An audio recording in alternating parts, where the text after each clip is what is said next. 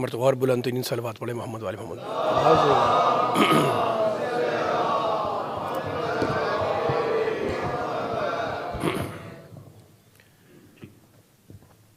ایک مرتبہ اور درود پڑھیں مل کے محمد والے محمد پر۔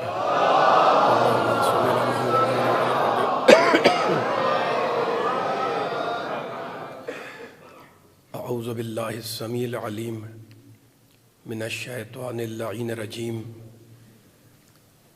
بسم اللہ الرحمن الرحیم، الحمد للہ الذی ذکرہ شرف للذاکرین وشکرہ فوز للشاکرین وطاعتہ نجات للمطیعین والصلاة والسلام والتحیۃ والاکرام علی اشرف النبیین وخاتم المرسلین سیدنا و مولانا ابی القاسم محمد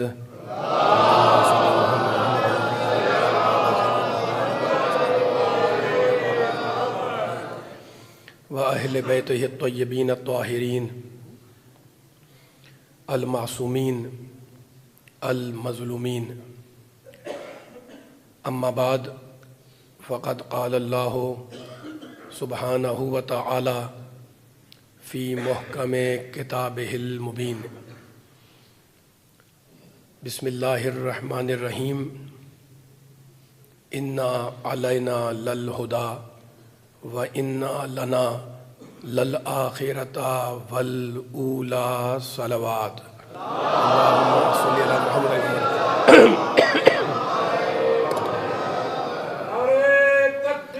اللہ اکبر۔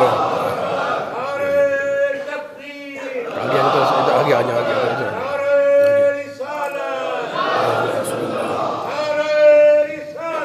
یا رسول اللہ۔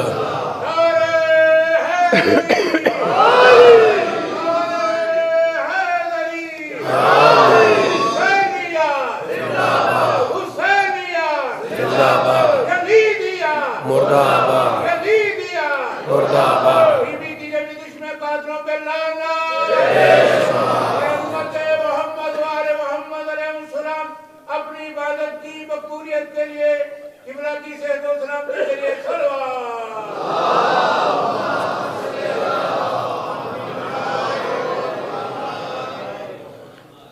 سامعین کرام، حضرات گرامی قدر، اس متبرک مجلس اعزا سے خطاب کی سعادت اور خطاب کا شرف حاصل کرنے کے لیے میں نے آپ حضرات کے سامنے قرآن پاک کے انتہائی پاک کلمات کو اس مجلس کا سرنامہ سخن قرار دیا ہے۔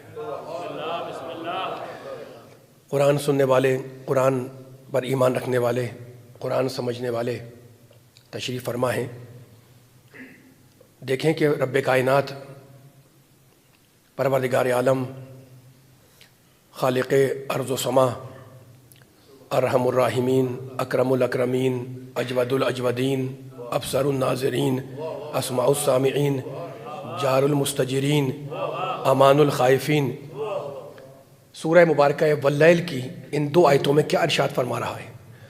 ارشاد ہو رہا ہے انا کہ میں نے بے شک، انا علینا للہدی، یقیناً اللہ کہہ رہا ہے بے شک ہدایت کرنے کی ساری ذمہ داری اللہ کی ہے۔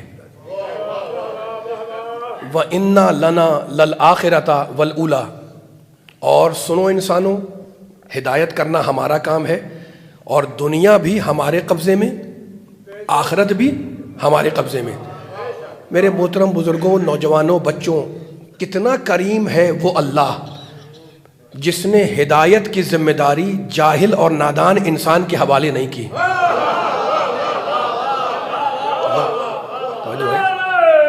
یا علی، یا علی، سلامت رہیں یا علی کہنے والے، کتنا کریم ہے، کتنی شان کریمی ہے اس اللہ کی۔ وہ کہتا ہے ہدایت میں تمہارے حوالے نہیں کروں گا، انا علینا للہدی، ہدایت میں کروں گا، ہادی میں بھیجوں گا، رہنماؤں کو میں بھیجوں گا۔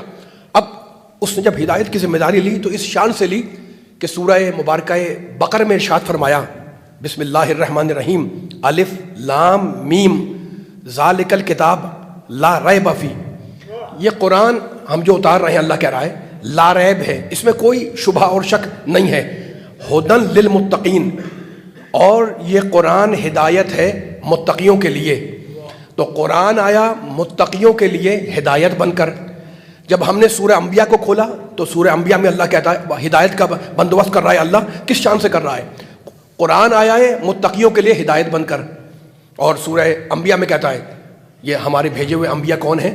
یہدون بامرنا، نبی وہ ہوتا ہے جو ہمارے امر سے فریضہ ہدایت کو انجام دے۔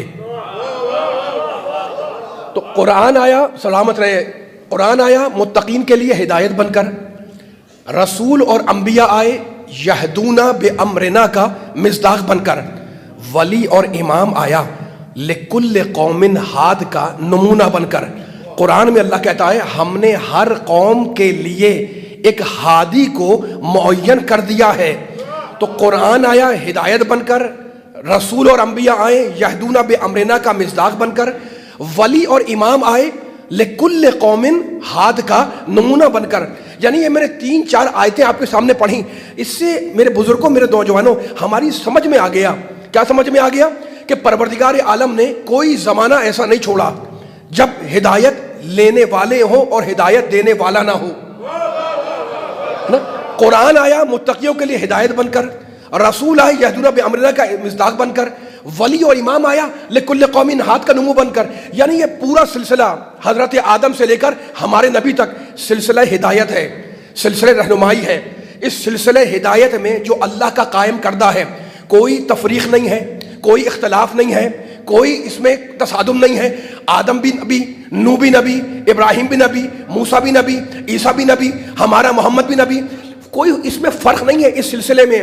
بس دوستو فرق یہ ہے کہ جب گمراہی ابتدائی مرحلوں میں رہتی ہے تو رہنما ابتدائی کمالات کا حامل ہوتا ہے، اور جب گمراہی آخری مرحلوں میں پہنچ جائے تو رہنما صاحب معراج بن جائے۔ سلامت مولا آباد رکھے۔ اب اس جملے کی میں دلیل دینا چاہ رہا ہوں میں، ٹھیک ہے نا؟ پھر سنیں ایک مرتبہ، کوئی تفریق نہیں ہے، حضرت آدم بھی نبی، ہمارا نبی بھی نبی ہے نا، لیکن گمراہی ابتدائی مرحلوں میں تھی تو رہنما ابتدائی کمالات کا حامل، گمراہی آخری حدوں میں پہنچ گئی، رہنما صاحب معراج بن گیا۔ اب اس جملے کی دلیل دوں گا تاریخ کے حوالے سے، پھر انشاءاللہ آیتیں پڑھنی ہے مجھے۔ حضرت آدم علیہ السلام کے دور میں گمراہوں کی تعداد کم تھی، لوگ ہی کم تھے، ہے نا؟ تو اللہ نے کیا کیا؟ علمہ آدم القرآن علمہ آدم الاسماء کلہا، ہم نے آدم کو علم میں اسماء عطا کیا۔ تو آدم علیہ السلام کے دور میں گمراہ کم، آدم کو علم اسماء عطا ہوا۔ نوح علیہ السلام کے دور میں گمراہوں کی تعداد کچھ بڑھی، گمراہ کچھ بڑھ گئے، تو اللہ نے نوح کو طوفان سے ٹکرانے کی طاقت دی۔ ابراہیم علیہ السلام کا زمانہ آیا، گمراہوں کی تعداد اور بڑھ گئی، تو اللہ نے ابراہیم علیہ السلام کو خلیل خدا ہیں، آتش نمرود کو گلزار بنانے کی طاقت دی، منجنیق پہ رکھ کر پھینکے گئے، واقعہ جانتے ہیں نا؟ تو طاقت کیا ملی؟ وہ جو آگ ہے وہ گلزار بن گئی، ہے نا؟ آدم کو علم اسماء عطا کیا، نوح کو طوفان کی ٹکرانے کی طاقت دی، ابراہیم کو آگ کو گلزار بنانے کی قوت دی، موسیٰ کو اگر موجوں سے کھیلنے کا حوصلہ دیا تو عیسیٰ کو مصائب جھیلنے کا دم دیا۔ اور اب میرے نبی کا دور آتے آتے، دیکھیں میں چند لفظوں کے اندر آپ کو آدم علیہ السلام کی تاریخ سے لے کر یہاں تک لے کر آ گیا، اور اب ہمارے نبی کا دور آتے آتے میرے دوستوں، میرے بزرگوں، گمراہی اپنی آخری منزلوں میں تھی۔ اب جانا ہے مجھے نبی کی بارگاہ میں، لیکن ان جملوں کے حوالے سے جانا ہے۔ اب میرے نبی کا دور کیسا دور ہے؟ افراد جاہل نہیں ہیں، زمانہ جاہلیت کا ہے، سماج جاہل نہیں ہے، توجہ فرمائیے گا صاحبان فکر ہیں، افراد جاہل نہیں ہیں، زمانہ جاہلیت کا ہے، سماج جاہل نہیں ہے، سارا عالم غرق جہالت ہے۔ تو اب وہ نبی جس کے بعد کسی نبی کو نہیں آنا، جس کا دور قیامت کا دور ہے، مجھے بتائیں ضرورت ہے کہ نہیں کہ اللہ اس نبی کو سارے انبیاء کے کمالات دے، سارے انبیاء کے جمالات دے؟ نہیں، ضرورت ہے کہ اللہ اس اپنے آخری چہیتے نبی کو کچھ ایسے معجزے عطا کرے جن کا جواب صبح قیامت تک ممکن نہ ہو۔ اب جملہ کہنے کی کیا ضرورت ہے؟ اللہ نے میرے پیارے نبی کو قرآن جیسی کتاب دی تاکہ قیامت تک علم کے لیے چیلنج بن جائے. مولا آباد رکھے، سلامت رکھے. اللہ نے میرے پیارے نبی کو، آمنہ کے لال کو، ابو طالب کے بھتیجے کو، عبداللہ کے فرزند کو قرآن جیسی کتاب دی تاکہ قیامت تک علم کے لیے چیلنج بن جائے. نبی کے ہاتھوں چاند کے ٹکڑے کرائے تاکہ آسمان پر جانے کے لیے یہ معجزہ چیلنج بن جائے، ہے نا. میرے اللہ نے میرے نبی کو صاحب معراج بنایا تاکہ اپنی سرعت رفتار پر اکڑنے والا انسان بارگاہ رسالت میں اپنی پیشانی کو خم کرتا رہے. نہیں معلوم جملہ میرا پہنچا یا نہیں پہنچا. آدم علیہ السلام سے لے کر ہم اپنے نبی تک آ گئے، ہے نا. اب نبی کے بعد تو کوئی نبی نہیں آئے گا. وہ خاتم النبیین بھی ہے، وہ خاتم المرسلین بھی ہے. وہ کتاب ختم ہو گئی، اب آخری کتاب بھی آ گئی، آخری نبی بھی آ گیا. تو اللہ نے طے کیا کہ میں اس نبی کو خالی ہاتھ نہیں بھیجوں گا. انبیاء کو معجزے دیے ہیں، اسے ایسی کتاب دوں گا جو علم کے لیے چیلنج بن جائے. اس کے ہاتھوں چاند کے ٹکڑے کراؤں گا تاکہ آسمان نوردی کے لیے چیلنج بن جائے. نبی کو معراج پر بلاؤں گا تاکہ اپنی تیز رفتاری پر، توجہ علی والوں، اپنی تیز رفتاری پر اکڑنے والا انسان بارگاہ نبوت میں، بارگاہ محمد میں اپنی پیشانی کو خم کرتا رہے. یعنی علی والوں، نبی والوں، قرآن والوں، اللہ والوں، مرسل بیدار رہنا. مرسل اعظم کو عرش اعظم پر بلا کر، جتنا آپ بیدار رہیں گے اتنا پڑھنے کا مزہ آئے گا. مرسل اعظم کو عرش اعظم پر بلا کر معراج عطا کرنے کا منشا اور سبب ہی یہی تھا کہ آنے والی دنیا بھی اس بات کا اندازہ کر لے کہ شمس و قمر و مریخ کی سیر کا حوصلہ پیدا کرنا اور بات ہے، اور ایک رات میں سارے عالم کو زیر قدم رکھنا محمد کی ذات ہے. مولا باز رہے، ماشاءاللہ، سلامت رہے، مل کے سارے. اللہ اکبر، یا رسول اللہ، ماشاءاللہ، یا رسول اللہ، یا علی، یا علی، یا علی، یا علی، یا علی مدد.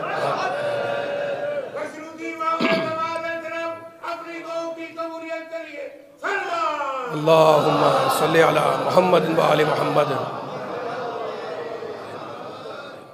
سلامت ہے، مولا آباد کی ہے نا. تو اللہ نے کون سی چیزیں جو نبی کو نہیں دی، ہے نا. چاند کا معجزہ دیا، چاند کو ٹکڑے کرا دیے، معراج سے بلا دیا تاکہ تیز رفتاری کے لیے قیامت تک یہ معجزہ نبی کا چیلنج رہے. اور ایسی کتاب نبی پہ اتاری، نزل بہ الروح الامین علی قلبک. حبیب ہم نے قرآن کو تمہارے قلب مطہر پر اتارا، ٹھیک ہے نا. علی والوں، اب نبی کے چاہنے والے ہیں، ذکر ہے قرآن کا اور ذکر ہے محمد کا.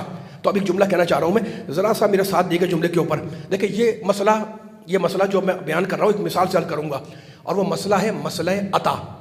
ہے گفتگو نبی کی، لیکن نبی کی بارگاہ سے ہم کہاں جائیں گے انشاءاللہ آپ کو لے کر مولا مجھے تاثیر دے کہ میں ان جملوں کو پہنچا سکوں اور آپ کے ساتھ اس سفر میں آپ کا ہم سفر ہو جاؤں. اچھا، تو اب مسئلہ ہے مسئلہ عطا، ٹھیک ہے نا. آپ سننے والے سنیں گے جناب یہ مسئلہ عطا کون سا ہے، بڑا آسان سا ہے. فرض کریں جناب کوئی نبی کے جملہ ذہن میں، اللہ نے سب کچھ دے دیا نبی کو، ہے نا. جو آدم کو دیا وہ نبی کو دیا، جو ابراہیم کو دیا وہ نبی کو دیا. سارے صفات، کمالات، جمالات میرے پیارے محمد میں اللہ نے جمع کر دیے، ٹھیک ہے. لیکن اب مسئلہ ہے مسئلہ عطا، اور اس کے لیے اس کو سمجھانے کے لیے مثال کا سہارا لے رہا ہوں. بھائی آپ کے گھر میں، آپ کے گھر کے پاس کوئی حاجت مند آیا آپ کے دروازے پر، آپ کی ڈیوڑی پر، آپ کے گھر پر، ٹھیک ہے نا. ہے حاجت مند ہے، ضرورت مند ہے. اچھا، تب کیا کچھ مانگنے کے لیے آیا ہے. تو مانگنے والا آیا ہے تو اگر آپ نے اس کو 50-100 روپے دے دیے تو دے دیے، ختم. لیکن اگر آپ نے اس کو 100 روپے کے بجائے اس کے ہاتھ پر 5000 روپے رکھے، 100 روپے دیکھنے کے بجائے آپ نے اس کے ہاتھ پر، اس مسئلے عطا کو سمجھانا چاہ رہا ہوں. خدا کرے مولا کرے یہ مثال پہنچ جائے تو میں اس آیت پڑھوں گا. آپ نے 100 کے بجائے اس کے ہاتھ پر 5000 روپے رکھ دیے. اب آپ کو یہ کہنے کا حق ہے کہ میں نے کثیر دیا. سلامت رہیں، مولا آباد رکھے. میں آہستہ ہو گیا، ذرا میرے ساتھ دے کے جملے کے اوپر ہے نا. مولا آباد رکھے صاحبان فکر ہے انشاءاللہ، ذرا تفصیل میں جانا نہیں پڑے گا، مثال واضح ہو گئی تو بیان مکمل ہو جائے گا. 100 روپے دے دیے، 200 روپے دے دیے، لیکن اگر 100 کی جگہ 5000 دے دیا اس حاجت مند کو، اس ضرورت مند کو، تو آپ کو حق ہے یہ کہنے کا کہ جناب میں نے کثیر دیا. کیوں؟ اس لیے کہ 5000 100 کے مقابلے پہ تو یقیناً کثیر ہے، ٹھیک ہے نا. لیکن اب میں کہہ رہا ہوں آپ نے 100 کے جگہ 5000 دیا تو آپ کو کثیر کہنے کا حق ہے، لیکن وہی 5000 اگر آپ کسی ملک کے سربراہ کو دینا چاہیں تو کیونکہ اس کی حیثیت زیادہ ہے اب وہ 5000 کثیر نہیں کہلائیں گے۔ مولا آباد رکھے آپ کے ہاتھوں کے، آپ کی آوازوں کو، ٹھیک ہے نا؟ بڑی آسان سی مثال دی، اس میں کوئی ابہام نہیں ہے، ٹھیک ہے نا؟ آپ نے کہا جناب میں نے کثیر دیا، میں نے مان لیا، بالکل 100 کی جگہ 5000 دے دیے، لیکن رقم وہی ہے، فیگر وہی ہے، مقدار وہی ہے۔ وہی آپ نے اگر کسی سربراہ مملکت کو دینا چاہا تو کیونکہ اس کی حیثیت زیادہ ہے اس لیے اب یہ رقم، یہ تعداد، یہ 5000 کثیر نہیں کہلائے گی، ہے نا؟ تو اصول کیا بنا؟ مولانا سمجھدار میرے مجھ میں سامنے بیٹھا ہوا ہے، اصول یہ بنا کہ پہلے یہ دیکھو کہ انسان کی حیثیت کیا ہے، اور پھر اس کے بعد اتنا عطا کر دو کہ کثیر کہنے کا حق پیدا ہو جائے۔ اگر اب بھی بات واضح نہیں ہوئی، اب اس سے زیادہ میں وضاحت نہیں کر سکتا، تو اب ایک مثال اور سنتے جائیں۔ بھائی کسی حیثیت والے کو آپ نے اپنے گھر پہ مدعو کیا، دعوت دے دی، اس کو ڈنر پہ بلایا ہوا ہے نا؟ حیثیت والا ہے، اچھا گھر پہ مہمان کیا اس کو آپ نے، اب آپ نے چاہ کے جناب اس کی تواضع کی جائے، اب دسترخوان بچھایا آپ نے، اور جتنی نعمتیں تھی آپ کے بس میں تھی وہ سب لا کر آپ نے دسترخوان پہ جمع کر دی، ہے نا؟ سارے اچھے اچھے مشروبات ہیں، سارے اچھے اچھے کھانے ہیں، دسترخوان پہ بچھے ہوئے ہیں، بچ گئے نا ساری نعمتیں آ گئی ہیں، لیکن میرے بجائے مجھے دوستوں، میرے بزرگوں میں، نوجوانوں میں بتائیں کیا کہتے کیا آپ اس سے؟ وہ جو مہمان بیٹھا ہوا ہے اس سے ہاتھ جوڑ کے آپ کہتے ہیں کہ یہ جو کچھ بھی ہے وہ آپ کی شان کے مطابق نہیں ہے۔ بھائی سارے سلامت رہے، سارے کھانے رکھے ہوئے ہیں، سارے مشروبات رکھے ہوئے ہیں، اور پھر آپ ہاتھ جوڑ کے کہتے ہیں اس مہمان سے کہ جو کچھ بھی ہے آپ کی شان کے مطابق نہیں ہے۔ یہ کیوں کہا آپ نے؟ اس لیے کہ جو سامنے مہمان ہے وہ حیثیت والا ہے، وہ رئیس ہے، وہ مملکت کا سربراہ ہے نا؟ تو اصول بن گیا، کیا اصول بن گیا؟ یہ جملہ رائے گا نہیں جائے گا۔ علی والوں اس مثال سے اصول سمجھ میں آ گیا کہ کم حیثیت والے کو تھوڑا دے کر کثیر کہنا بہت آسان۔ ماشاءاللہ ماشاءاللہ ماشاءاللہ، سارے میرے ساتھ نہیں آئے۔ کم حیثیت والے کو تھوڑا دے کر کثیر کہنا بہت آسان، یہ جملہ اگر سمجھ میں آ گیا تو انشاءاللہ لطف لوگے علی والوں۔ لیکن بڑی حیثیت والے کو، صاحب حیثیت انسان کو، بڑی حیثیت والے کو سب کچھ لٹا کر، سب کچھ دے کر بھی کثیر کہنا بہت مشکل ہے۔ اگر یہ اصول سمجھ میں آ گیا تو اب میری شہزادی کی عظمت سمجھ میں آئے گی۔ دینے والا اللہ، لینے والا رسول۔ ماشاءاللہ ماشاءاللہ، سارے پیچھے والے بھی آ جائیں۔ دینے والا اللہ، لینے والا رسول۔ مجھے نبی کا چاہنے والا مجمع بتائے کیا چیز ہے جو رسول کے پاس نہیں؟ دنیا رسول کے پاس، آخرت رسول کے پاس، زمین رسول کے پاس، آسمان رسول کے پاس، جنات رسول کے پاس، ملائکہ رسول کے پاس، جبریل رسول کے پاس، میکائیل رسول کے پاس، حق شفاعت محمد کے پاس، حق شفاعت محمد کے پاس، حق اطاعت محمد کے پاس۔ لیکن اس کے باوجود اللہ کہہ رہا ہے کہ انا اعطیناک الکوثر۔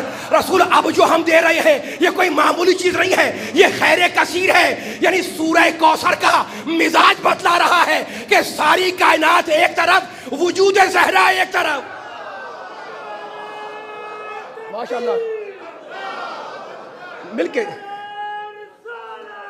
یا رسول اللہ، ماشاءاللہ ماشاءاللہ، ساری کائنات ایک طرف، ماشاءاللہ ماشاءاللہ ماشاءاللہ۔ اللہم صلی علی محمد وآل محمد۔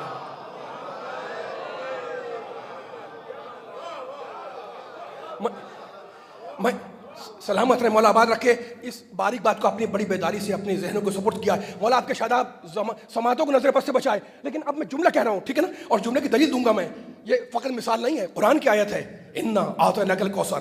رسول اب جو ہم دے رہے ہیں یہ کوئی چھوٹی معمولی چیز نہیں ہے، یہ خیر کثیر ہے نا؟ اور مجھے کہنے دیں، اس میں کوئی تعجب نہ کرے، اس میں کوئی حیرانگی کی بات نہیں ہے، اس میں کوئی تعجب کی بات نہیں ہے، اس لیے کہ یہ دنیا، یہ کائنات، یہ زمین، یہ آسمان، یہ شمس و قمر، یہ سب فنا ہو جاتے اگر ایک وجود زہرا نہ ہوتا۔ آپ کو حق ہے مجھ سے پوچھنے کا، میں پھر کہہ رہا ہوں، میں یہ شمس و قمر، یہ کہکشائیں، یہ زمین، یہ آسمان، یہ سرب فلک پہاڑ، یہ دریا، یہ سمندر کی طغیانی، ہے نا؟ یہ زمین، یہ آسمان، یہ صحرا، یہ باغات، یہ سب تباہ ہو جاتے اگر ایک وجود زہرا نہ ہوتا۔ اس لیے کہ میرے پیغمبر نے کہا تھا، نبی کی حدیث ہے، لولا الحجہ لساخت الارض باہلہا۔ پوری ذمہ داری سے میں عربی کا ترجمہ کر رہا ہوں، عربی کا طالب علم رہ چکا ہوں، ہے نا؟ پیغمبر کہہ رہے ہیں اگر لولا الحجہ، حجت پروردگار نہ ہو تو زمین اہل زمین کو لے کر دھس جائے، کائنات کی بقا وجود حجت کے صدقے میں، اور وجود حجت نسل فاطمہ سے آج تک قائم ہے. ماشاءاللہ ماشاءاللہ ماشاءاللہ. اس لیے میرے اللہ نے میرے نبی سے کہا رسول اب جو ہم تمہیں دے رہے ہیں نا یہ کوئی معمولی چیز نہیں ہے، یہ جو عطا کر رہے ہیں یہ کوثر ہے، یہ فاطمہ ہے، یہ صدیقہ ہے، یہ طاہرہ ہے نا. ہم یہ کہہ رہے ہیں کہ اب جو ہم تمہیں دے رہے ہیں یہ کوئی معمولی چیز نہیں ہے، یہ خیر کثیر ہے، یہ بڑی نعمت ہے، یہ خیر کثیر ہے، یہ کثیر نعمت ہے، یہ بڑی نعمت ہے، یہ بڑا خیر ہے. ٹھیک ہے، کون کہہ رہا ہے؟ اللہ کہہ رہا ہے اب جو میں دے رہا ہوں یہ کوئی چھوٹی معمولی چیز نہیں ہے، یہ خیر کثیر ہے. یہ کس نے کہا؟ اللہ نے. یعنی وہ جو سب دے چکا وہ کہہ رہا ہے وہ سب کچھ نہیں تھا اس ایک کے مقابلے میں جو اب دے رہا ہوں. یا علی،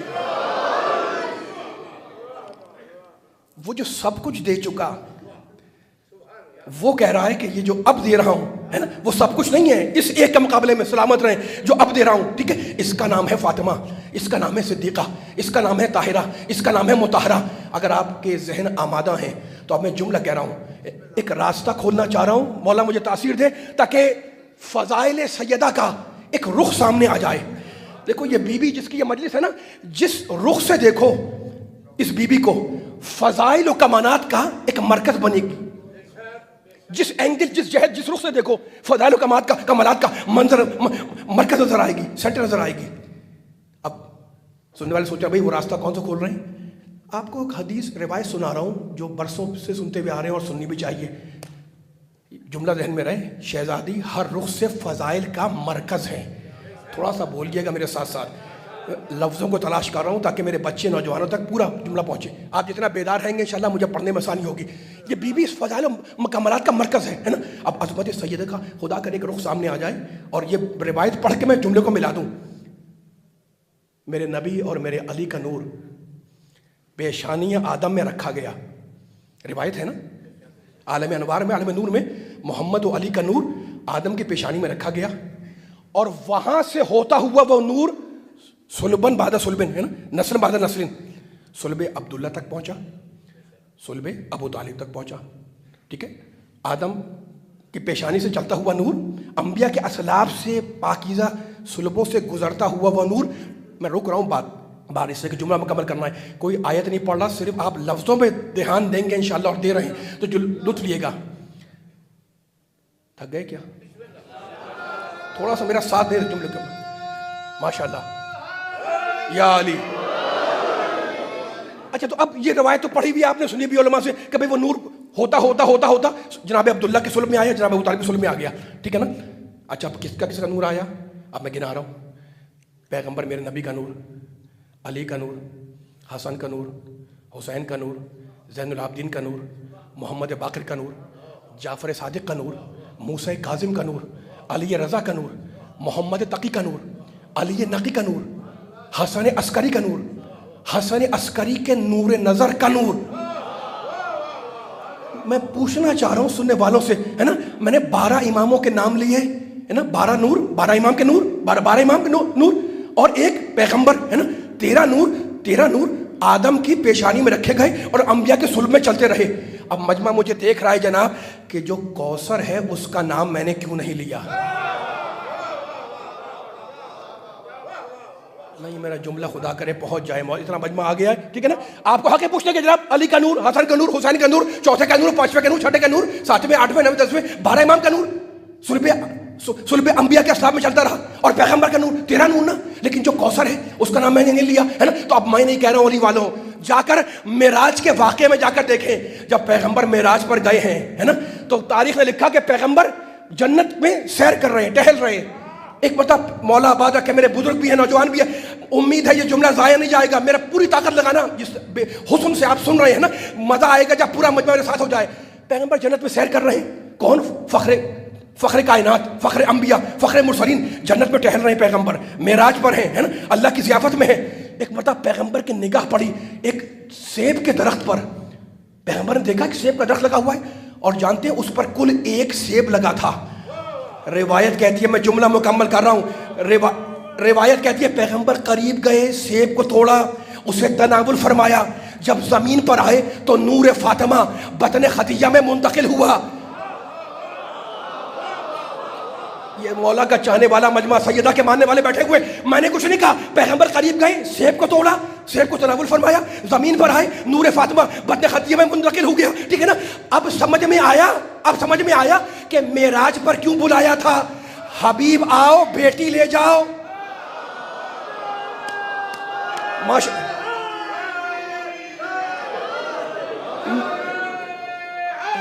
مل کے ماشاءاللہ ماشاءاللہ، علی والا ایک جملہ کہنے دے کہ آپ نعرے لگا رہے ہیں، آپ کے نعرے مولا آپ کے اس عبادت کو قبول فرمائے، ہے نا بھائی؟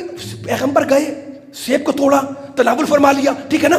اتنا اس میں نور ہے نا، نور فاطمہ، اتنا پاکیزہ نور ہے، خدا کرے جملہ پہنچے، یہ اتنا طیب و طاہر، میرے پاس الفاظ ہی نہیں ہے کہ میں اس کی طہارت کیسا بیان کروں، ہے نا؟ اتنا پاکیزہ نور ہے۔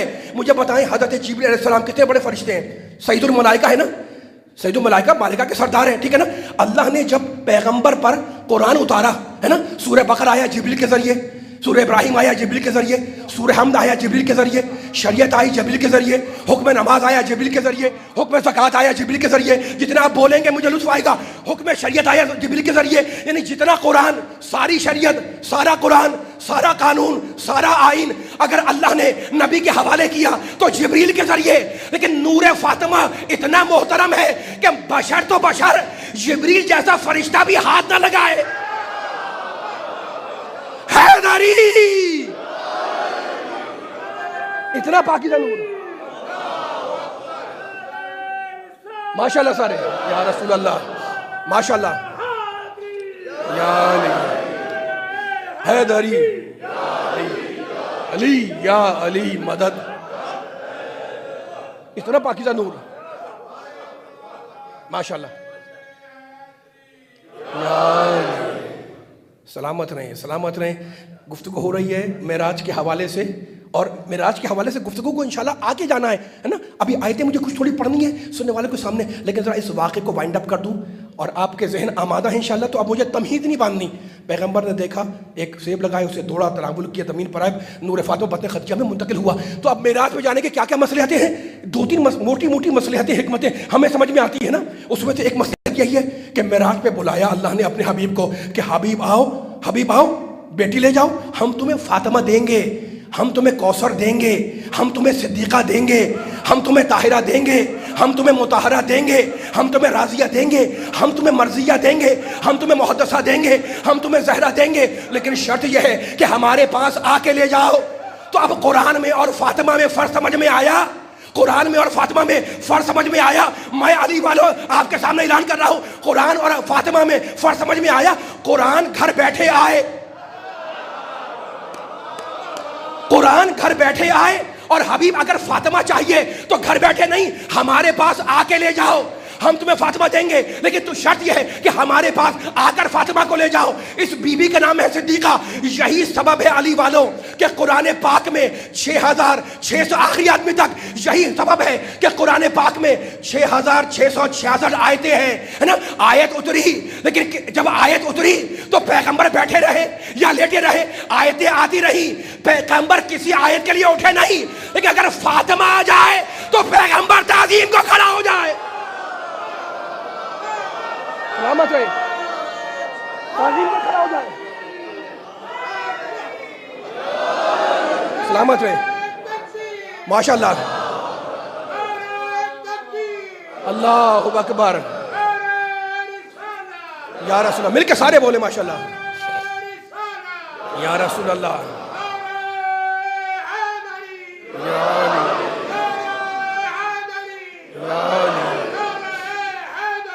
یا علی، یا علی، ماشاءاللہ،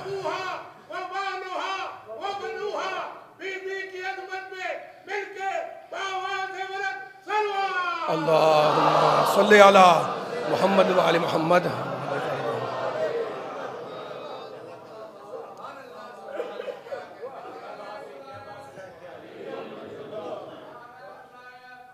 ولی اللہ،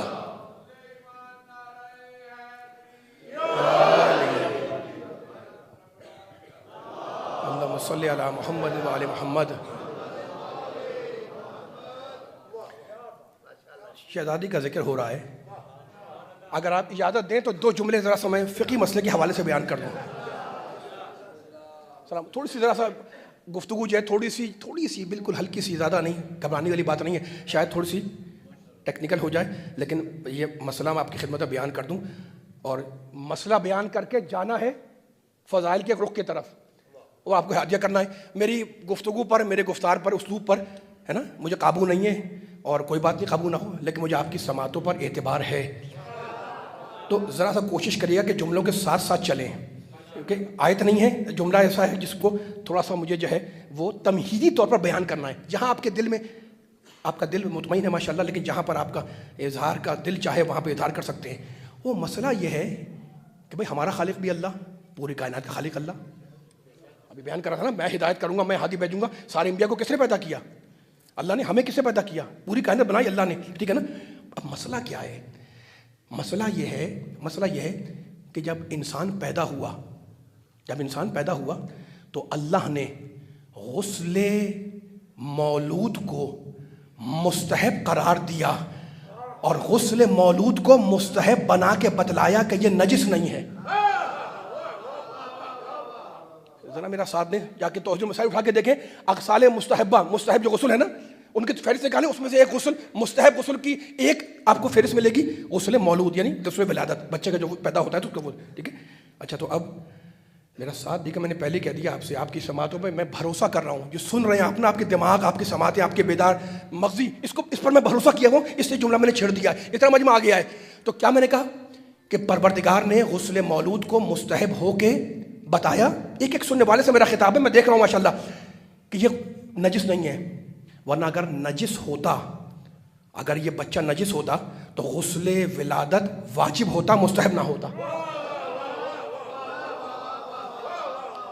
ٹھیک ہے نا. حوالہ میں نے دے دی، جا کے آپ توحید المسائل وغیرہ اٹھا کے دیکھیں، بڑی سے لے کے چھوٹی کتابوں تک، اس میں آپ کو مل جائے گا. ٹھیک ہے. تو اب مجھے کہنے دیں، آپ بالکل ساتھ ساتھ چلیے گا، مجھے اب کہنے دیں کہ مرنے کے بعد کا غسل واجب، پیدائش کے وقت کا غسل مستحب. ٹھیک ہے نا. پیدائش کے وقت کا غسل مستحب، یعنی مرنے کے بعد چاہے انسان نجس ہو جائے، پیدائش کے وقت نجس نہیں ہوتا. مرنے کے بعد انسان چاہے نجس ہو جائے، پیدائش کے وقت انسان نجس نہیں ہوتا. بھائی اگر میری انگلی خدا نہ خاصہ کٹ جائے، خون نکل آئے، تو کیا میں غسل کروں گا؟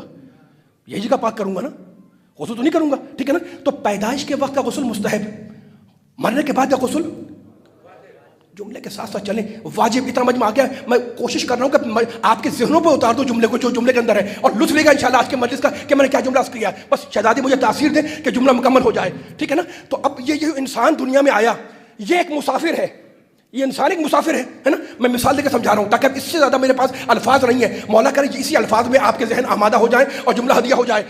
یہ انسان مسافر ہے، اور اس جو انسان دنیا میں آیا مسافر ہے، اور اس مسافر کی بنیادی 3 منزلیں ہیں. بس یہی 3 منزلیں سنا رہا ہوں آپ کو. اس انسان کی جو دنیا میں آیا 3 منزلیں ہیں. پہلی منزل ہے صلب پدر، باپ کے صلب میں آیا. دوسری منزل ہے رحم مادر، ماں کے شکم میں آیا. تیسری منزل ہے یہ دنیا. انسان جب دنیا میں آتا ہے جب بھی غسل دیا جاتا ہے، انسان جب دنیا سے جاتا ہے جب بھی غسل دیا جاتا ہے. لیکن دونوں میں فرق یہ ہے کہ غسل ولادت مستحب، غسل میت واجب ہے نا. یعنی جب آیا ہے جب بھی غسل ہے، جب گیا ہے جب بھی غسل ہے نا. کل بھی غسل دیا، آج بھی غسل دیا، لیکن کل والے غسل کو اللہ نے مستحب بنایا، آج والے غسل کو اللہ نے واجب بنایا. ٹھیک ہے نا. اس کا مطلب یہ ہے کہ غسل مستحب نے، غسل مولود نے، غسل ولادت نے مستحب ہو کے بتایا کہ یہ نجس نہیں ہے، یہ بچہ پاک ہے. تو علی والوں مجھے کہنے دو کہ جب تک صلب پدر میں رہا، نجاستوں کے ماحول میں رہا، جب ماں کے شکم سے باہر آیا تو پاک آیا. ماشاءاللہ ماشاءاللہ ماشاءاللہ. مولا بات رکھے. جب تک صلب، ابھی نعرے لگیں گے انشاءاللہ، پوری طاقت لگائیں جملے پر. جب تک صاحبان فکر بیٹھے، اس لیے میں نے باریک بات چھیڑ دی ہے. جب تک صلب پدر میں رہا، نجاستوں کے ماحول میں رہا. قرآن نے نہیں کہا کہ ہم نے قطرہ نجس سے انسان کو پیدا کیا، تو فیصلہ ہو گیا نا کہ جب تک صلب پدر میں رہا، نجاستوں کے ماحول میں رہا ہے نا. آپ کے ذہن آمادہ ہے، یہ پیغام تاریخی دے کے اٹھیے گا. جب شکم مادر سے دنیا میں آیا تو پاک آیا ہے نا. یعنی تخلیق میں ماں اور باپ دونوں کا احسان ہے، لیکن طہارت میں باپ کا نہیں، تنہا ماں کا احسان ہے. اللہ اکبر اللہ اکبر. تخلیق میں یار سن نہیں رہے آپ حضرات، پوری توجہ کریں، سامنے بیٹھے ہوئے اتنا ماشاءاللہ علمی مجمع بیٹھا ہوا ہے. تخلیق میں خلقت میں ماں اور باپ دونوں کا احسان ہے، لیکن طہارت میں، اسی جملے کو تو کہنا تھا مجھے، طہارت میں باپ کا نہیں تنہا ماں کا احسان ہے. علی والو یہ ماں باپ ہے کون؟ یہ ماں باپ ہوتے کون ہیں؟ ماں باپ ہے کون؟ مرد اور عورت. باپ ہے مرد، عورت ہے ماں، ٹھیک ہے نا. اللہ نے تخلیق کا کام مرد اور عورت دونوں سے لیا، لیکن طہارت کا کام اللہ نے تنہا عورت سے لیا. یعنی مزاج زن میں، عورت کے مزاج میں اللہ نے کوئی ایسا نظام طہارت رکھا ہے کہ جب بھی طہارت کا کام لیتا ہے تو عورت ہی کو ذریعہ بناتا ہے. ہماری تخلیق میں جب طہارت کا کام لیا تو عورت کو ذریعہ بنایا، اور جنہیں بنایا ہی پاک تھا جب ان کی طہارت کا اعلان کیا تو کسی مرد کے ذریعے نہیں، عورت کے ذریعے. ہم فاطمہ و ابوہا، چادر میں پنجتن ہے لیکن واسطہ فاطمہ ہے.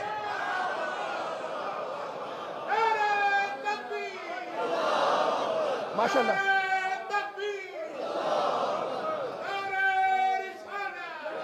مل کے سارے ماشاءاللہ پہنچ رہی ہے بات. سلامت رہیں. طہارت اور تخلیق میں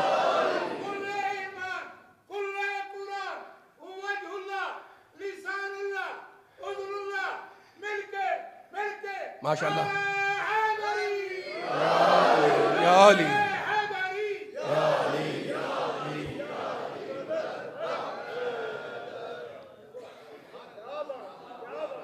پڑھوں تھوڑا سا اور.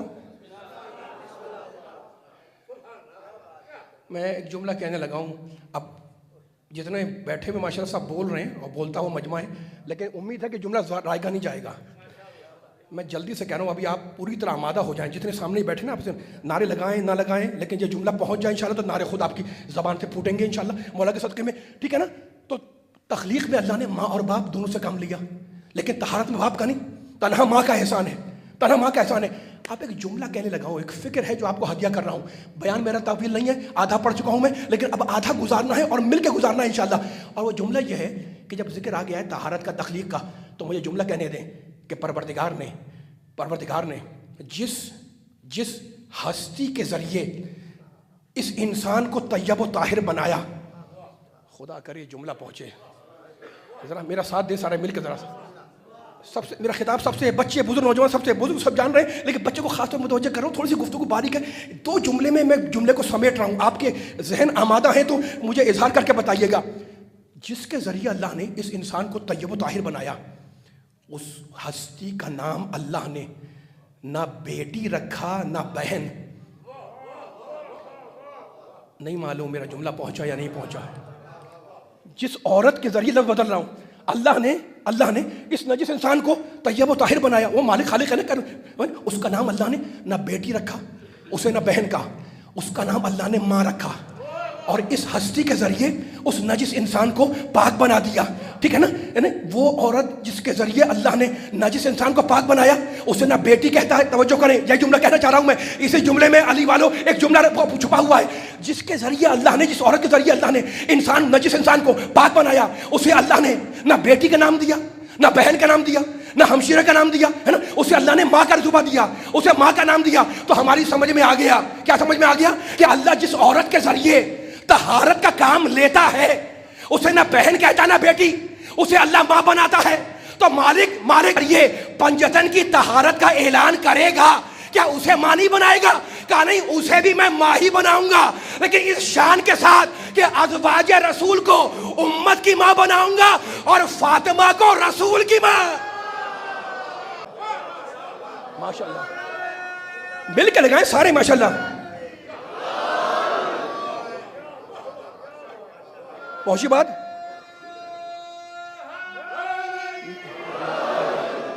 ماشاءاللہ اللہ اکبر. جواب مل کے دیا کریں، ذرا طاقت لگائیں. ماشاءاللہ یا ماشاءاللہ. اللہم صلی علی محمد و آل محمد.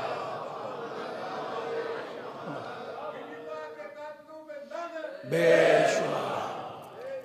اب آپ کے تو چہرے کھلے ہوئے ہیں, جوش مار رہا ہے خون. یہ سیدہ کا ذکر آیا ہوا ہے, ٹھیک ہے نا. میں 5-7 منٹ لے رہا ہوں, مجھے اجازت دیں. تکلف نہیں کریے گا کوئی بھی, ٹھیک ہے نا. کئی گھنٹوں کا سفر کر کے آپ کی خدمت میں حاضری دے رہا ہوں میں, تو ظاہر مجھے بھی تھکن ہے, لیکن چاہ رہا ہوں اتنا مجمع جو آ گیا بی بی کی مجلس ہے تو ہم حق تو ادا نہیں کر سکتے, لیکن ایک جملہ کہنے کا دل چاہ رہا ہے, ٹھیک ہے. اب طہارت کا ذکر آیا ہوا ہے, تخلیق کا ذکر آیا ہوا ہے, سب کے ذہن میں آیتیں ہیں, لیکن میں چاہ رہا ہوں کہ سننے والوں کے سامنے 2 جملے بیان کروں اور آپ کو چند آیتوں کی سیر کرائیں اور ان کو پڑھ کے دیکھیں کہ پروردگار نے اس قرآن پاک میں جو شریعت ہے, جو اصول ہے, جو فروع ہے, جو دین کا مجموعہ ہے, اس میں کس طریقے سے آیتوں کو نازل کیا. نماز پڑھو, اقیموا الصلاۃ, زکوٰۃ دو, آتوا الزکوٰۃ, ہے نا آیتیں. اچھا فقط کیا نماز کا زکوٰۃ کا حکم ہے؟ شراب کی حرمت کا حکم ہے, جوئے کے حرام ہونے کا حکم ہے, ٹھیک ہے نا, پردے کا حکم ہے, ہجرت کرنے کا حکم ہے, جہاد کا حکم ہے, جاہدوا فی اللہ, کتنے مقاموں پہ آیا ہے. تو شریعت بھی ہے, اصول دین بھی ہے, فروع دین بھی ہے. ذرا میں آپ کا وقت لے رہا ہوں, آپ کی اجازت سے میں وقت لے رہا ہوں, ٹھیک ہے نا. 5-7 منٹ میرے وقت دیا جاتا. اچھا تو اب شراب حرام اور خبیث ترین چیز ہے شراب. اٹھائیں قرآن مجید, دیکھیں اللہ نے کہاں لکھا کہ یہ شراب حرام ہے. اللہ کہتا ہے سورہ توبہ, انما الخمر والمیسر والانصاب والازلام رجس من عمل الشیطان. سنو انسانوں, یہ شراب, جوا, یہ ساری چیزیں رجس ہیں, عمل شیطان ہے, حرام ہے. تو شراب حرام ہے, جوا حرام ہے, اللہ کہہ رہا ہے رجس ہے, پلیدی ہے, نجس ہے, عمل شیطان ہے نا. اور ہم نے مان لیا وہ خدا نے کہا ہے کہ شراب حرام ہے. علی والوں, اللہ کے پاس لفظوں کی کمی تو ہے نہیں, ہے نا. وہ تو الفاظ کا خالق ہے, لہجے کا خالق ہے, کائنات کا خالق ہے, لہجے کی کمی تو ہے نہیں اس کے پاس, نہ الفاظ کی کمی ہے. اس نے, اللہ نے, پر خدا اگر جملہ پہنچا سکوں, یہ نہیں کہا الخمر حرام, خمر شراب حرام ہے, نہیں. خمر سے پہلے اللہ نے انما لگایا, انما الخمر. قرآن مجید لے کے آئے, میں آپ کو آیت نکال کے دکھاؤں, ٹھیک ہے نا. الخمر حرام نہیں کہا, انما الخمر. تو اب اللہ اگر کوئی لفظ استعمال کر رہا ہے کہیں پر آیت کے اندر, ہے نا, تو سوچے کیا کیا معنی ہوں گے اس کے. آج تک تفسیر لکھی جا رہی ہیں, 2025 چل رہا ہے, اور کتنی تفسیر نامعلوم لکھی جائیں گی, ترجمے ہوتے رہیں گے, عربی, فارسی, اردو, انگلش, نامعلوم کے زمانوں کے اندر, ہے نا. ان کو ڈسکس نہیں کرنا میں, لیکن میں یہ کہہ رہا ہوں کہ آیت میں یہ نہیں ہے کہ الخمر حرام, نہیں.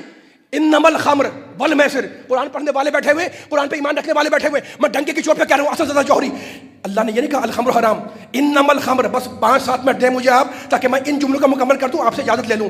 انما الخمر, شراب حرام نہیں, انما الخمر, انما کے ساتھ شراب حرام ہے نا. تو اب کوئی نہ کوئی معنی تو ہے انما کے. تو جانتے ہیں عربی جب گرامر پڑھائی جاتی ہے تو اس میں انما کو کہا جاتا ہے کہ یہ انما ہے کلمہ حصر. عام بول چال میں کتابیں لکھتے ہیں لوگ, تو اس میں بعض کا استعمال کرتے ہیں لوگ انما, یعنی کیا مطلب ہوتا ہے, مطلب ہے کہ حصر ہو گیا.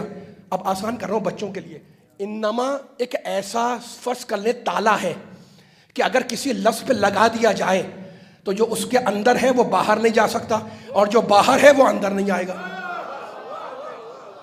سلامت رہے, ماشاءاللہ.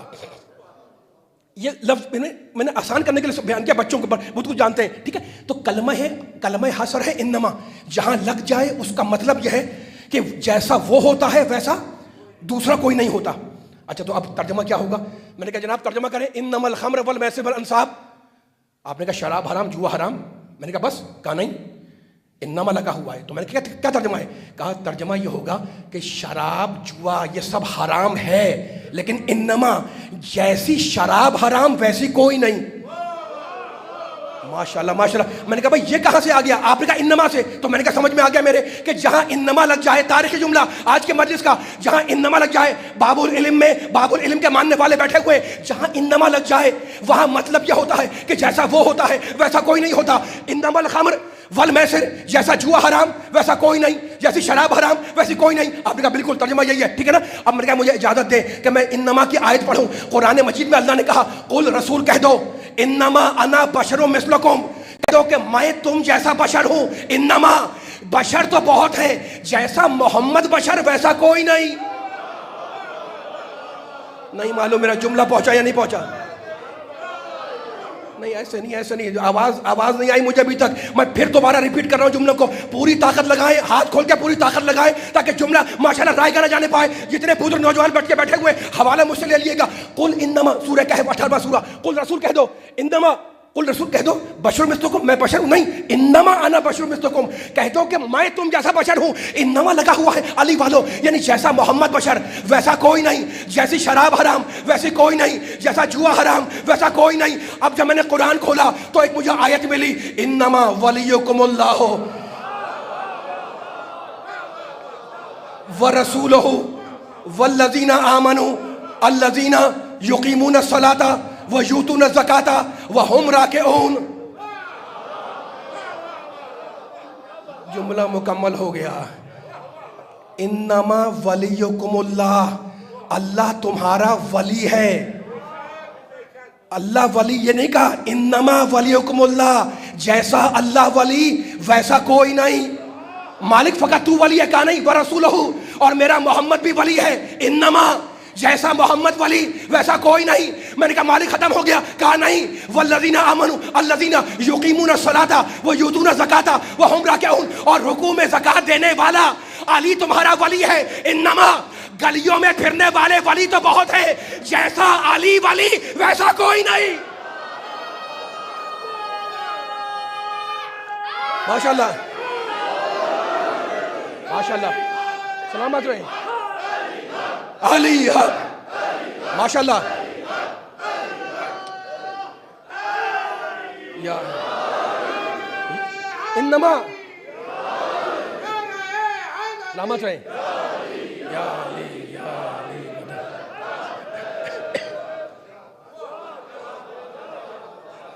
انما الخمر والمیسر والانصاب، یہ جوا حرام شراب حرام انما کے ساتھ ہے. تو حرام تو بہت سی چیزیں ہیں، جیسا جوا حرام ویسا کوئی نہیں، جیسی شراب حرام ویسے کوئی نہیں. ٹھیک ہے نا. انما انا بشر مثلکم، آپ کی زحمتوں کو تمام کرنا ہے، مجھے 5-7 منٹ دیں تاکہ جملہ مکمل ہو جائے. انما الخمر والمیسر، جیسا جوا حرام ویسا کوئی نہیں. میں نے کہا کیسے؟ کہا انما انا بشر مثلکم، رسول کہہ دو کہ میں تم جیسا بشر ہوں.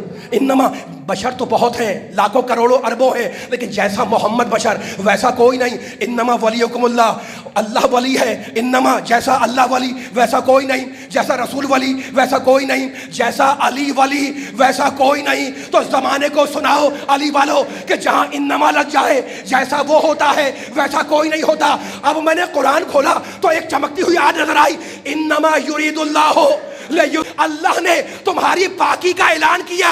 انما جیسے پنجتن پاک ویسا کوئی نہیں. ماشاءاللہ مل کے سارے سلامت رہے. یا علی ماشاءاللہ، یا علی بہت آباد رکھے. بھئی علی کے چاہنے والے بچے بزرگ نوجوان خوش ہو رہے ہیں، علی کا نام آتا ہے خوش ہو جاتے ہیں، اور آپ کو خوش ہونا بھی چاہیے. لیکن مجھے اجازت دے کہ میں جملہ کہہ دوں، انما انا بشر مثلکم، جیسا محمد بشر ویسا. بولتے رہیں کہ مزہ آئے گا مجھے بھی اور آپ کو بھی، ہے نا. انما انا بشر مثلکم، جیسا محمد بشر ویسا کوئی نہیں.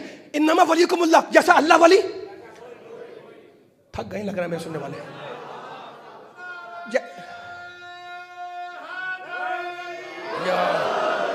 سلامت رہیں. یا اللہ آپ کی عبادت کو قبول فرمائے. اور یہ نعرے لگا رہے ہیں آپ، اور نعرے کے جواب دے رہے ہیں یا علی یا علی. یہ کیا میں نے بنایا فارمیٹ یا آپ نے بنایا ہوا؟ نہیں، میرے پیارے نبی نے کہا تھا زینوا مجالسکم بذکر علی. کیا ترجمہ ہے؟ اپنی مجلسوں کو علی کے ذکر سے زینت دو. وہ مجلس منحوس ہے جس میں علی کا ذکر نہ ہو.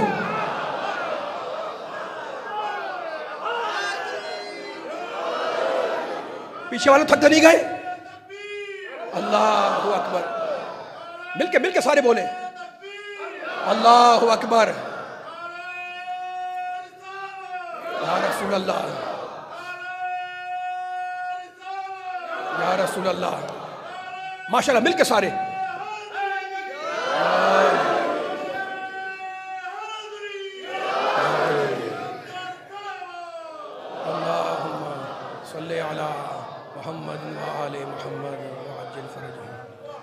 آپ خوش ہو رہے ہیں، علی کا ذکر آیا، پنجتن پاک کا ذکر آیا، آپ کے چہرے کھل گئے، اور کھلنا بھی چاہیے اور کھلتے رہیں گے انشاءاللہ ہمیشہ. علی کا ذکر آ رہا ہے، ٹھیک ہے نا. لیکن اب گفتگو ہوتے ہوتے آیتیں پڑھتے پڑھتے کہاں پر آ گئی؟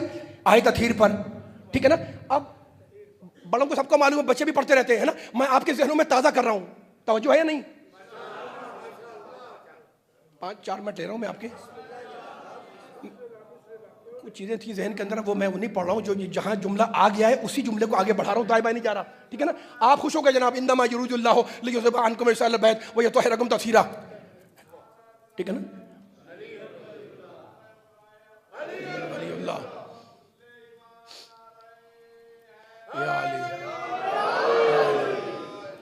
ٹھیک ہے نا. اچھا تو اب جہاں انما لگ جائے وہاں جیسا وہ ہوتا ہے ویسا اور کوئی نہیں ہوتا، ٹھیک ہے نا. چادر رسول نے آیت جب آئی تھی تو کیا ہوا تھا؟ رسول نے کہا انی اجد فی بدنی ضعفاً، بیٹی میں اپنے بدن میں کمزوری محسوس کر رہا ہوں. ایتینی بالکسائل یمانی، بس آپ نے بہت میرا ساتھ دیا ہے، 5 منٹ میرا ساتھ دے گا ذرا ان جملوں کے اوپر، ہے نا. میں شاید آہستہ ہو جاؤں، آواز میری دھیمی ہو جائے تو ہوا کرے، لیکن آپ کی آواز آتی رہے گی کانوں میں تو پڑھنے میں انشاءاللہ لطف آئے گا. میں کمزوری محسوس کر رہا ہوں بدن میں، ایتینی بالکسائل یمانی، مجھے چادر یمانی اڑا دو. فغطیتہ، شہزادی کہتی ہے میں نے اپنے بابا جان کو چادر یمانی اڑا دی. اچھا تو اب سب کو یاد ہے، علی آئے چادر میں آ گئے، ٹھیک ہے نا. حسن آئے کہنے لگے انی اشم عندک رائحۃ طیبۃ کأنہا رائحۃ جد رسول اللہ، میں اپنے نانا جان کی خوشبو محسوس کر رہا ہوں. آئے اور فوراً چادر میں داخل ہو گئے. نہیں، اتاذن لی، نانا جان اجازت ہے کہ میں چادر میں داخل ہو جاؤں؟ اجازت ملی. دخل الحسن، حسن چادر میں داخل ہوئے. حسین آئے، وہی جملے، انی اشم عندک رائحۃ طیبۃ کأنہا رائحۃ جد رسول اللہ، میں اپنے نانا جان کی خوشبو طیب و طاہر خوشبو محسوس کر رہا ہوں. آئے چادر کے پاس داخل ہو گئے. نہیں، اتاذن لی، نانا جان اجازت ہے کہ میں چادر میں آ جاؤں؟ مجھے بتائیں، یہ حسین کے ماننے والے بیٹھے ہوئے ہیں، مجھے بتائیں، آپ کو یاد کرا رہا ہوں پرانا واقعہ. بھائی کیا کہا؟ بچے داخل تو نہیں ہوئے نا؟ باہر چادر کے پوچھتے ہیں اجازت ہے کہ میں چادر میں آ جاؤں؟ حسن پوچھتے ہیں اجازت ہے کہ میں چادر میں آ جاؤں؟ حسین پوچھتے ہیں اجازت ہے کہ میں چادر میں آ جاؤں؟ ٹھیک ہے نا. علی والوں، رسول اپنی مسجد میں نماز پڑھا رہے تھے، پیچھے صحابہ کرام نماز پڑھ رہے تھے. تاریخ میں لکھا کہ بچہ صفوں کو چیرتا ہوا آگے بڑھا اور پشت نبی پہ آ کے بیٹھ گیا. کیا اجازت مانگ کے بیٹھا تھا؟ میرا ساتھ دے پیچھے والے بھی، طاقت سے آواز آنی چاہیے سارے جتنے بیٹھے ہوئے ماشاءاللہ، ہے نا. مجھے ایک سوال ہے، ہاتھ جوڑ کے کر رہا ہوں سارے محترم سننے والوں سے، کہ بھائی بچہ جو داخل ہوا ہے صفوں کو چیرتا ہوا اور نبی کے پشت پر آ کے بیٹھ گیا، تو کیا اذن مانگا؟ کیا پرمیشن مانگی؟ کیا اجازت مانگی کہ آپ کے پیٹھ بیٹھ جاؤں؟ تو علی والوں، کہاں تو اتنی جملہ سنبھالنا، کہاں تو اتنی بے تکلفی کہ بغیر اجازت کے پشت نبی پہ آ کے بیٹھ گئے، اور کہاں اتنا تکلف کہ اجازت ہے کہ میں چادر میں آ جاؤں. تو معصوم کا کوئی عمل حکمت سے خالی نہیں ہوتا. بچے جان رہے تھے کہ آج طہارت کا اعلان ہونا ہے، اگر بغیر اجازت کے گئے تو منافق کہہ دے گا کہ نانا سے مانوس تھے اس لیے چادر میں آ گئے. تو بچوں نے طے کیا کہ پہلے اپنی عصمت پر رسالت کی مہر لگوائیں گے، پھر چادر میں جائیں گے.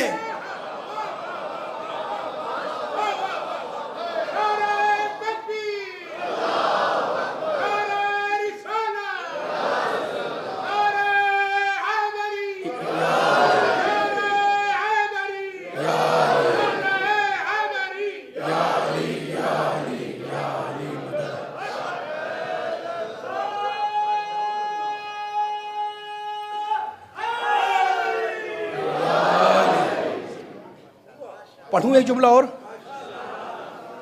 سارے نہیں بول رہے، تھک گئے ہیں. بلا تکلف بتا دیں مجھے.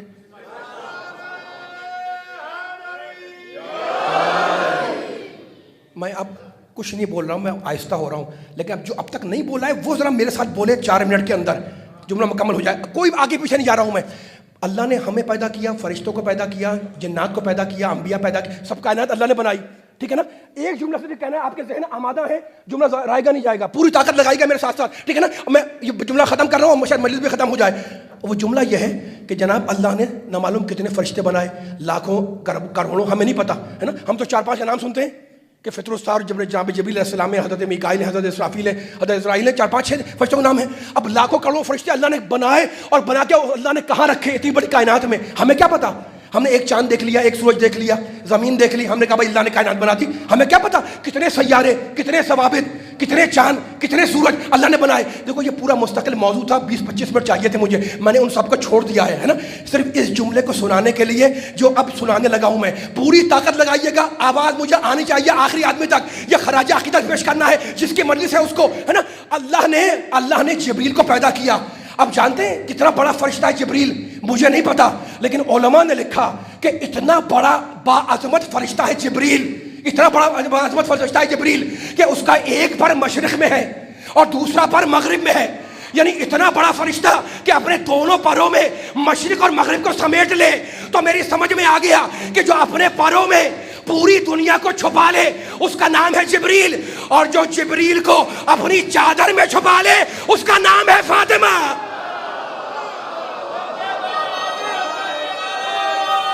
آباد رہے, سلامت رہے, مولا آباد رکھو.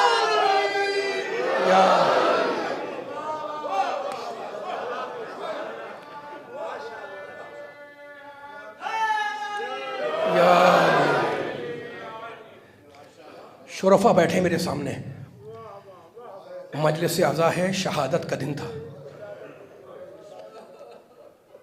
شرفا سے میرا خطاب ہے نا, بچے بھی ہیں, بزرگ بھی ہیں, بوڑھے بھی ہیں. میں مصائب نہیں پڑھ رہا, میں آپ سے ایک سوال کر رہا ہوں کہ جب کسی کے ہاں کوئی مرتا ہے, انتقال ہوتا ہے, تو دستور ہے نا کہ گھر والے اپنے گھر میں بڑے کمرے میں سفید چادر بچھاتے ہیں کہ لوگ تعزیت کے لیے آئیں گے, اور واقعاً لوگ تعزیت کے لیے آتے ہیں, پرسہ دینے آتے ہیں, اعزاء آتے ہیں, رشتہ دار آتے ہیں, دوست آتے ہیں, احباب آتے ہیں. میری بیوی نے بھی, مظلومہ بیوی نے بھی بعد رسول اپنے گھر میں ایک سفید چادر بچھائی, شام تک بیٹھی رہی, کوئی تعزیت کو نہ آیا. دوسرا دن گزر گیا, کوئی تعزیت کو نہ آیا. آپ کے دل پر چوٹ پڑی, آپ کی آوازیں بلند ہو گئی, ہے نا. تیسرے دن کچھ قدموں کی چاپ محسوس کی. فضا سے کہنے لگی, فضا دروازہ کھول دے, شاید تعزیت کرنے والے آئے ہیں. کہنے لگی, بی بی تعزیت کرنے نہیں آئے, گھر کو جلانے کے لیے آئے ہیں.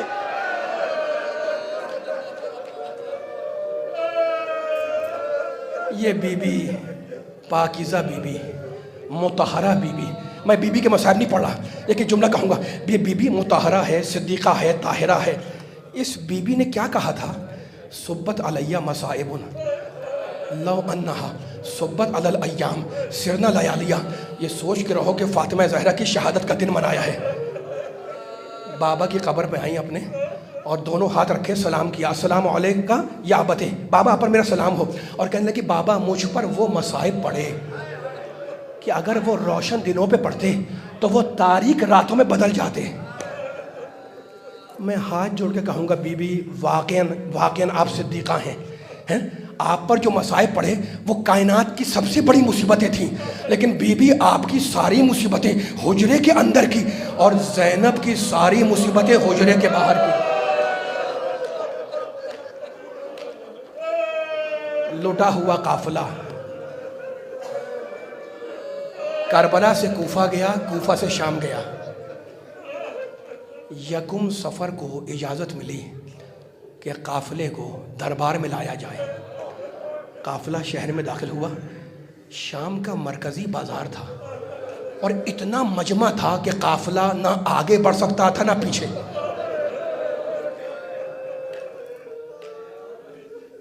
رونے والوں جس کی مجلس ہے نا, یہ اس کی بیٹی ہے. دیکھیں آگے قافلہ کیسے آیا. نیزے پہ عباس کا سر تھا, اس کے پیچھے پا پیادہ سید سجاد, پا پیادہ, ناکے پہ نہیں, ان کے پیچھے اہل حرم کے ناکے. قافلہ بازار میں آیا.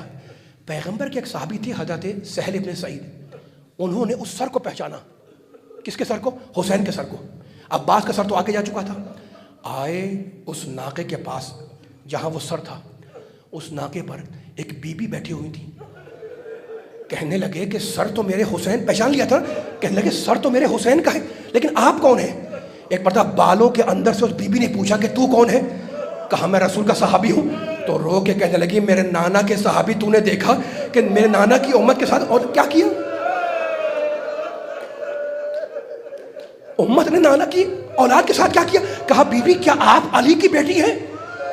کہا میرے نانا کے صحابی تو نے مجھے صحیح پہچانا.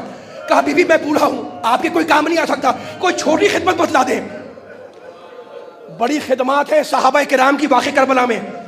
کہا اے شخص یہ جو قافلے والے نا ان کو کہے حسین کے سر کو لے کے آگے بڑھ جائیں تاکہ جو مجمع ہے یہ ساتھ میں آگے بڑھ جائے.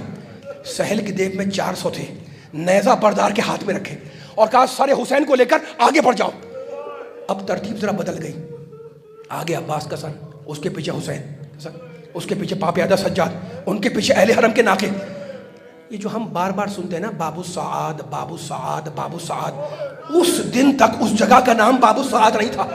آپ کے دل پر چوٹ ہے نا. وہ شام کا مرکزی بازار تھا, دمشق کا. ساعات کہتے ہیں کئی گھنٹوں کو, کیونکہ اہل حرم کا لٹا ہوا قافلہ کئی گھنٹوں اس دھوپ میں کھڑا رہا.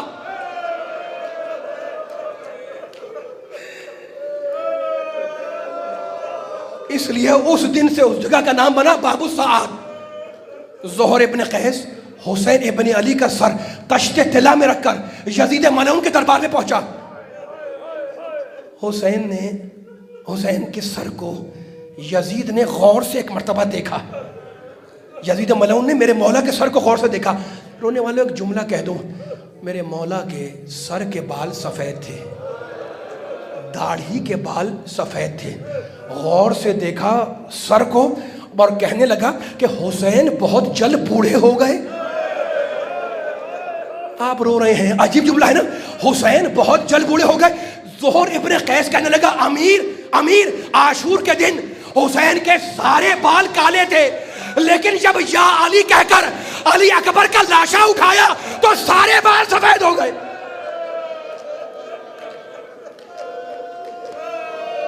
خدا آپ کے آنسوؤں کو رومال سجدہ میں جگہ دے. اس کے بعد یزید نے نگاہ کی ان بیبیوں پر جو دربار میں تھیں اور کہنے لگا من حاضہی, یہ عورت کون ہے؟ زہر, میں ممبر چھوڑ رہا ہوں. زہر ابن قیس نے ایک ایک کا نام بتایا, یہ فلاں بی بی ہے, یہ فلاں بی بی ہے, یہ فلاں بی بی ہے. اب زہر قیس نے نگاہ کی سید سجاد پر. یزید نے کہا من حاضہ, یہ کون ہے؟ سجاد کی طرف نگاہ کی اور کہا یہ کون ہے؟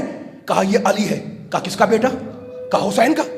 کہا تم نے تو کہا تھا کہ حسین کا بیٹا قتل ہو گیا. سجاد بولے وہ میرا بھائی تھا, اس کا نام بھی علی تھا. خدا آپ کی آوازوں پر رحم کرے. ایک مرتبہ یزید ملعون کہنے لگا ابن مرجانہ نے اچھا نہیں کیا جو حسین کو قتل کر دیا. یہ ابن زیاد کا نام ہے. ابن مرجانہ نے اچھا نہیں کیا جو حسین کو قتل کر دیا. سجاد بولے خدا میرے باپ کے قاتل پر لعنت کرے. یہ ہے دبدبہ امامت کا, یہ ہے ولایت کبریٰ. خدا میرے باپ کے قاتل پر لعنت کرے. کہا میرے سامنے تمہاری یہ ہمت, میں تمہیں قتل کر دوں گا. سجاد نے پھر کہا خدا میرے باپ کے قاتل پر لعنت کرے. یزید کو غصہ آیا, جلاد کو حکم دیا کہ سجاد کو قتل کر دو. رونے والوں جیسے ہی جلاد تلوار لے کر آگے بڑھا, ان بیبیوں میں سے ایک بیوی آگے آئی, سجاد کا ہاتھ پکڑ کے پیچھے کھینچا اور خود سامنے آ گئی اور کہنے لگی یزید تیری مجال کہ تو میرے ہوتے ہوئے میرے بیٹے کو قتل کر دے.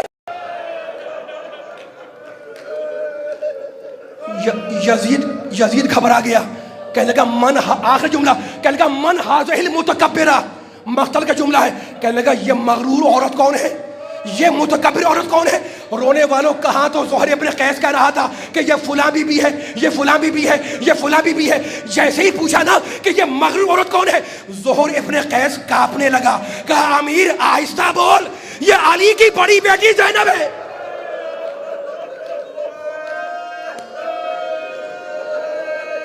اب شہزادی کا جلال دیکھیں, ماتم کرنے میں شرم نہ کرنا. ایک مطلب جلال کے عالم میں کہنے لگی امین العدل جبنت العقا, اے آزاد کردہ رسول کی اولاد, کیا یہ عدل ہے کہ تیری عورتیں تو پردے میں رہے اور نبی زادیہ دربار میں کھڑی رہے؟ حسبنا اللہ و نعم الوکیل, نعم المولا و نعم النصیر. یہ کہہ کے میری شہزادی بیٹھی. رونے والوں میں کیسے پڑھوں؟ اب جو شہزادی بیٹھی تو دربار میں رونے کا غول مچا. ایک دوسرے سے کہہ رہا تھا کہ تم نے علی کا لہجہ سن لیا, ایک دوسرے سے کہہ رہا تھا کہ تمہیں علی کا لہجہ سن لیا، ارے یہ علی کی بیٹی بول رہی تھی، یہ فاطمہ کی بیٹی بول رہی تھی، یہ حسین کی بہن بول رہی تھی۔ دربار میں رونے کا غول مچا، یزید نے گھبرا کے اپنا سر جھکایا۔ رونے والوں، ابھی یزید سر جھکائے کچھ سوچ رہا تھا کہ حرم سرا کا پردہ ہٹا اور یزید کی عورت ننگے سر ننگے پاؤں دربار میں آ گئی۔ یزید گھبرا کے اٹھا، اپنی آبا اتاری، اپنی عورت کے سر پہ ڈالی اور کہنے لگا تو دربار عام میں آ گئی، تو بلوہ عام میں آ گئی۔ کہنے لگی میں کیا کروں، میں تو حجرے میں بیٹھی تھی کہ فاطمہ زہرا کی آواز آئی کہ تو حجرے میں ہے اور میری بیٹی دربار میں خطبہ دے۔